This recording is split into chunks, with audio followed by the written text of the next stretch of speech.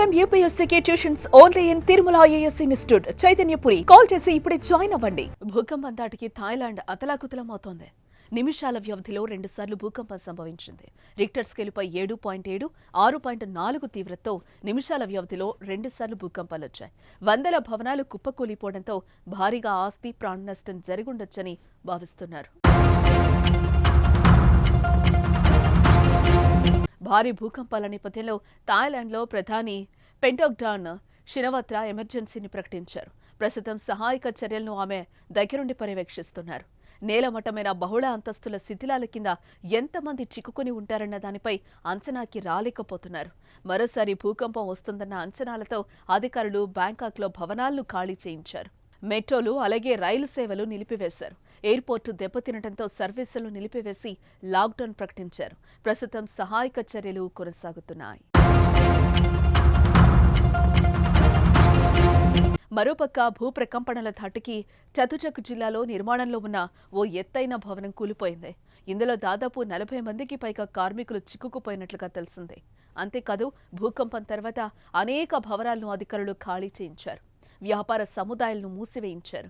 Bangkok metro, రైలు సేవలు కూడా నిలిచిపోయాయి. భారీగా ఆస్తి ప్రాణ నష్టం సంభవించినట్లు తెలుస్తోంది. అయితే ప్రాణ నష్టానికి సంబంధించి ఇప్పటివరకు ఎలాంటి సమాచారం అయితే లేదు.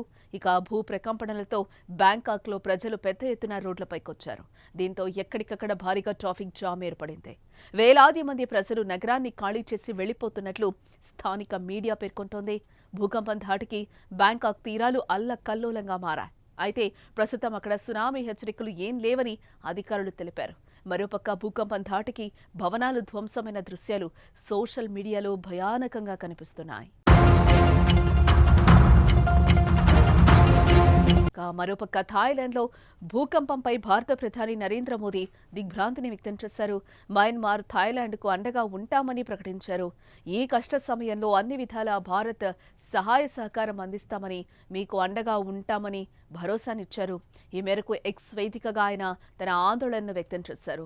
అక్కడి ప్రజలంతా సురక్షితంగా ఉండాలని ప్రార్థిస్తున్నారని అన్నారు. సహాయక చర్యలపై ఆయా దేశాల ప్రభుత్వాలతో నిరంతరం సంప్రదింపులు జరపాలని విదేశాంగ శాఖను మోదీ ఆదేశించారు. 2 దేశాల్లో సంభవించిన భూకంపం ధాటికి పలు భవనాలు, పురాతన దేవాలయాలతో పాటు చారిత్రక కట్టడాలు ధ్వంసమయ్యాయి. భూకంప దృశ్యాలు చూస్తే ప్రాణ నష్టం భారీగా ఉండే అవకాశం ఉందని తెలుస్తోంది.